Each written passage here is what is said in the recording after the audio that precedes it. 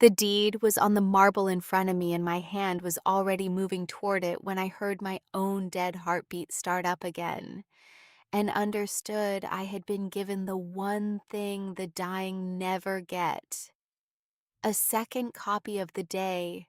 One breath, I was in a bed in a ward that smelled of nothing at all. 44 years old and out of time and unable to smell a single thing. And the next, I was 29 and standing in the long white salon of Maison Aubrac, with the October light coming through the shutters, and Solange Aubrac's hand resting warm on my shoulder. "The archive deed, Juno," she was saying, in that low, kind voice the whole industry trusted. "It's housekeeping. Every nose who has ever worked here has signed it. The formulas live in the house archive, so they are protected, and you go on making beautiful things without ever thinking about lawyers again. In my last life, I signed. I signed because I was 29 and grateful, and had spent 11 years being told that a girl out of a foster placement in Set was lucky to be in that room at all. That deed assigned every formula I had made or would ever make to the house archive. And 18 months later, a scent I built out of salt and iris and my own childhood made Maison Aubrac 200 million euros, and my name was nowhere on it. And when I said so, I became the difficult one. And by 35, I was out of the industry. And I died at 44 with a chemotherapy nose that could not smell the flowers people kept bringing me. I know exactly what that pen costs. So this time I let my hand stop, and I straightened up and I said, "I'd like a fortnight and my own solicitor, Solange. And I'd like the deed emailed to me, not left on a table." Her lovely, calm face did not change at all, which was how I knew, in this life the way I never let myself know in the last, that I had just declared war on the most patient woman in France. Baptiste recovered first, because Baptiste always recovered first. He was leaning on the shutter with his coffee, and he laughed the way men laugh when they have never once been told no by you. "Juno, come on. 14 years my mother has run this house, and nobody has ever asked her for a solicitor. It's a filing document. You're going to make it into an insult." He came over and put his hand on the back of my neck. Warm, familiar, the way he had done since I was 18. "You're tired. You've been in the lab since 5. I was tired. That was true. And it was going to be true every day for a year. And I already knew that tired was the word this family used to mean quiet. "I'm not insulted," I said. "I'm slow. I've decided to be a person who reads things slowly." And Nina, who had come in behind him with the samples, said softly, with her eyes already wet, "Juno, don't do this today. Please. Solange has been so good to us." Us. Nina Barreau and I had come out of the same placement in the same year and into the same house. And Nina had a genius for the word us, that I would spend this entire second life learning to hear properly. 11 years of that voice had trained every nerve in my body to turn around and reassure it. I watched the reflex rise in me, and I let it pass through like a cramp, and I said, "Then it will still be true in a fortnight." And I picked up my coat, and I walked out of a room I had never once walked out of before. Here is what they had taken, itemized, because nobody in that house ever wanted it itemized. Solange Aubrac had come to a state placement outside Sete in the year 11 looking for what the trade calls raw noses, children with unspoiled olfactory memory, and she had found two of us, and she had paid for our training, and she had told the story at every dinner for a decade about the little girl from the salt flats who could name 40 materials blind at 14. It was a beautiful story. I was in it as an object. There was the year I turned 21, and the house submitted 3 of my compositions to the Prix Marbeuf under the collective house name, which was normal, and one of them was shortlisted, which was not, and the interview about it was given by Solange, who used the word "we" 47 times in 900 words. I counted in my last life at 36 in a public library on a bad afternoon. There was the trip to Grasse I was not told about until the car had gone, because Baptiste had said he thought I was in the lab, and everyone agreed it was an honest mistake. And it was an honest mistake every single year for 4 years. There was the letter I wrote to the Société Française des Parfumeurs at 26, asking about individual registration of formulas, which I gave to the house post tray because everything went through the house post tray, and which was never answered, and which I found in my last life, at 38, in a box of Solange's correspondence, opened, unposted, filed. And there was my mother's bottle.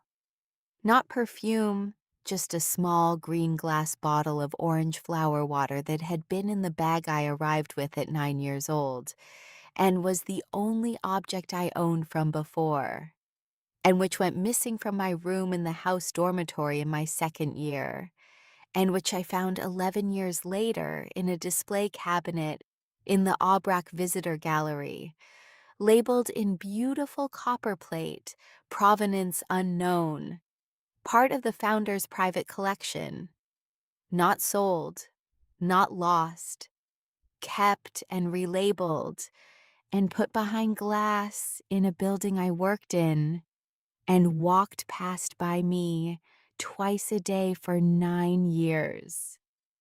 They pivoted inside a week, and they pivoted hard because the patient ones always feel the floor tilt first.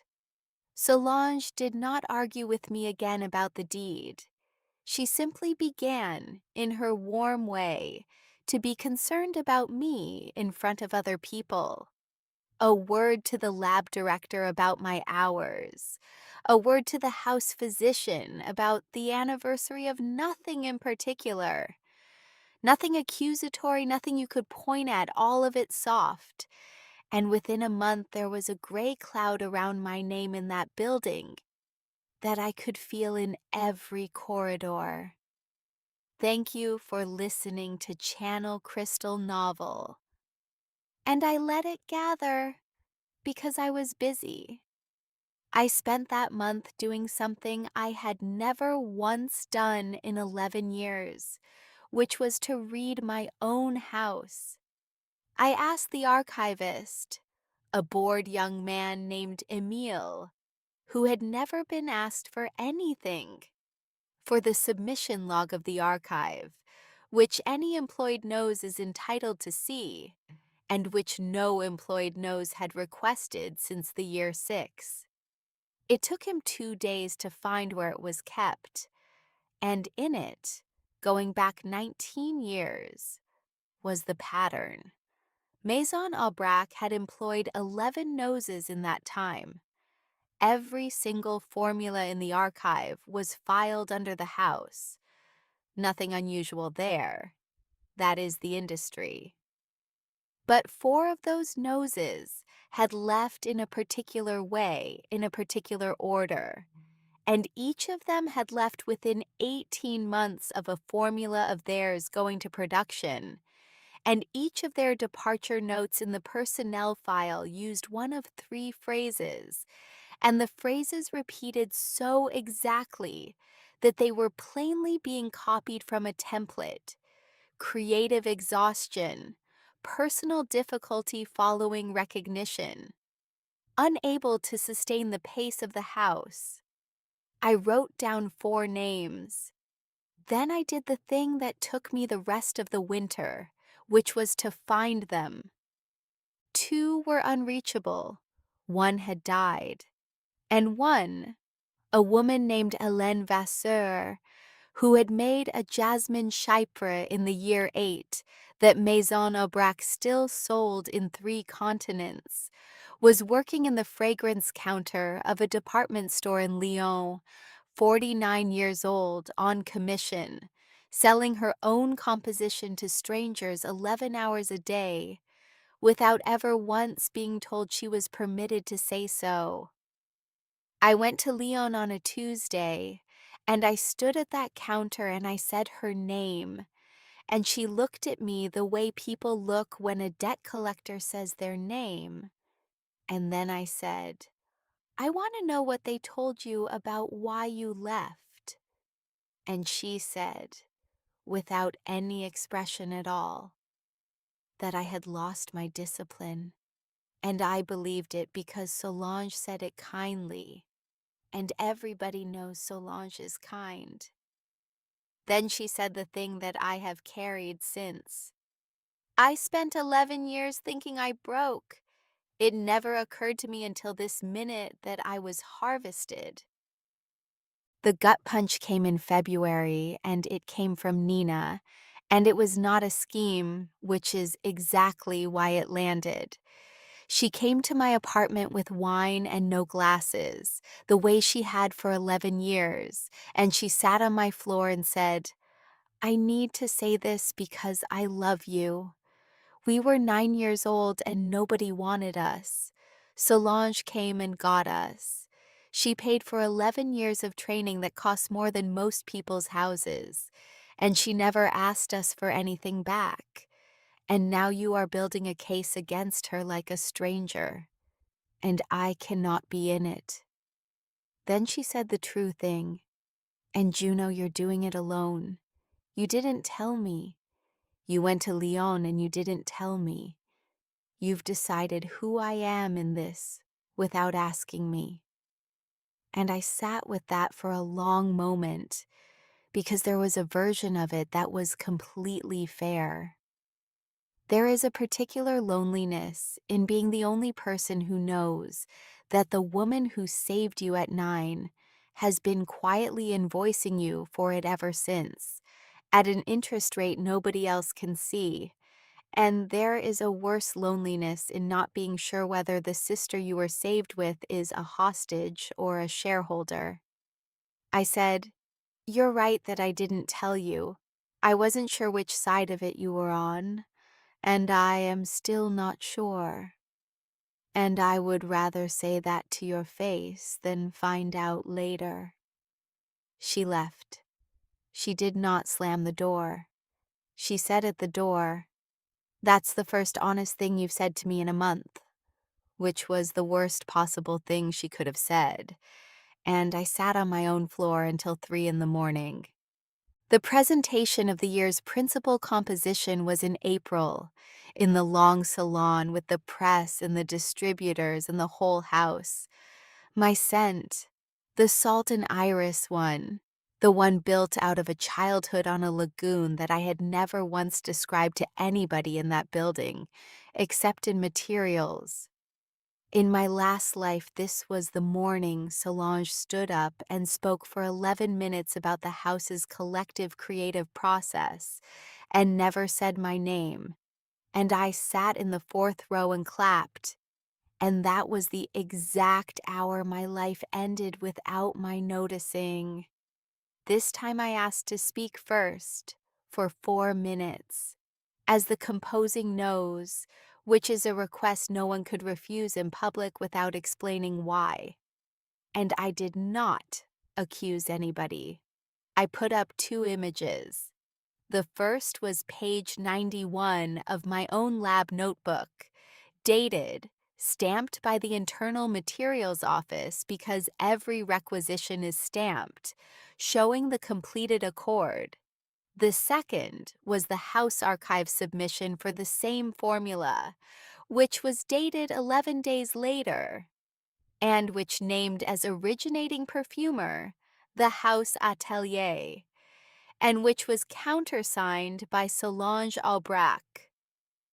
"These are both true documents," I said. "I am not disputing the second one.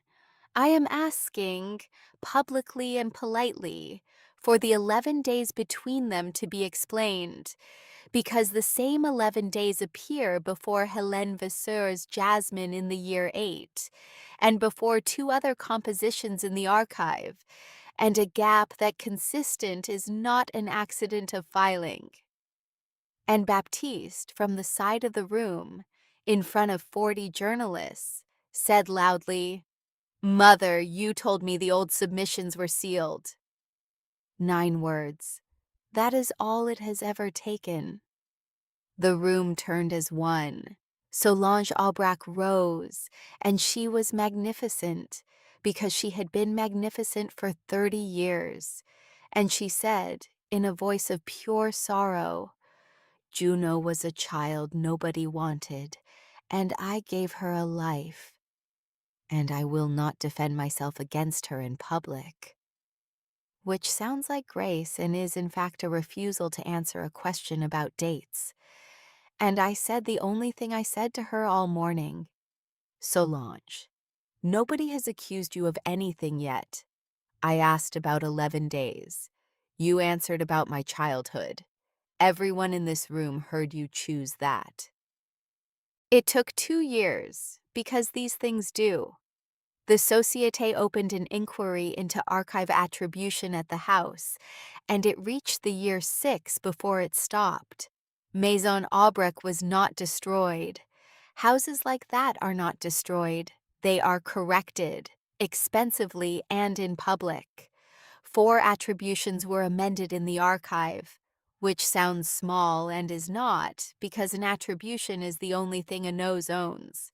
Helene Vasseur's name went onto her Jasmine in the year after she turned 50, and she rang me from the storeroom of that department store to tell me, and she could not finish the sentence. She works for me now. Solange Aubrac was removed as creative director by her own board in a meeting that took 40 minutes, and kept her shares and lost every room she had ever wanted to be in. And the 2 institutions that had made her the respectable conscience of French perfumery took her name off their letterheads within a season.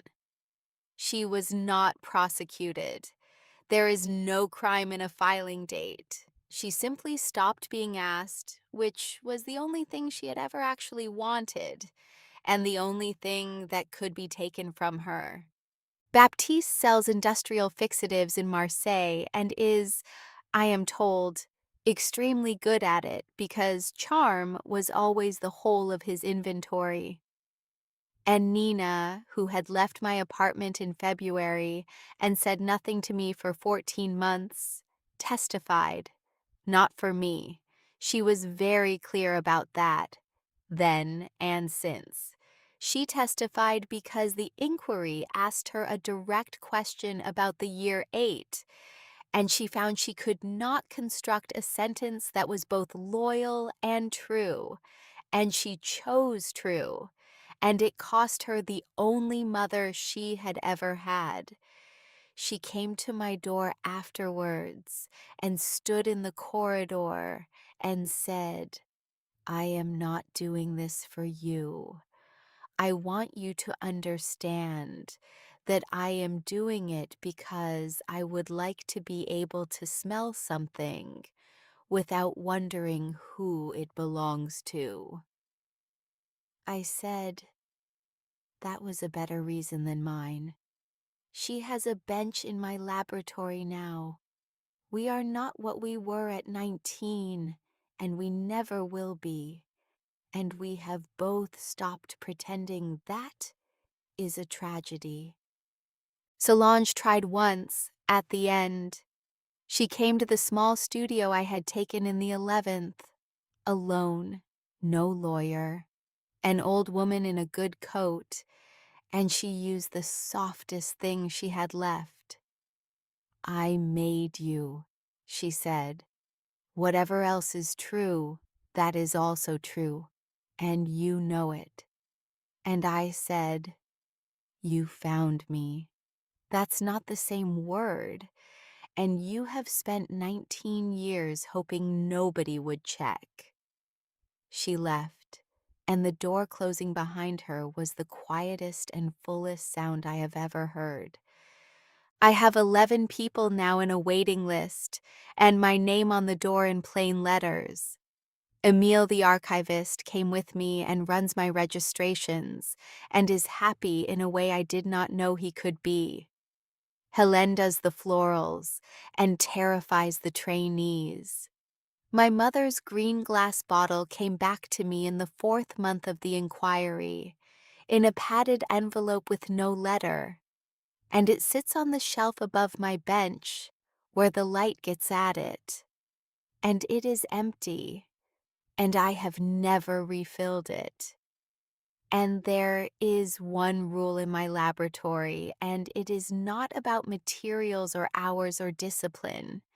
Every page in every notebook is dated and stamped on the day it is written by the person who wrote it in their own hand before they leave the building.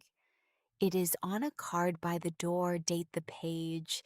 Every intake, somebody asks whether it is really necessary. And Helene always gets there first. And she always says the same thing in the driest voice in Paris. "Ask her about the 11 days." So let me ask you, since you followed her all the way back, did she go far enough? Or was she still too merciful? Comment justice if the ending was perfect. Comment harder if you wanted an even colder revenge. Your comments decide how ruthless the next ending should be. Like and subscribe if you want to be here for the next.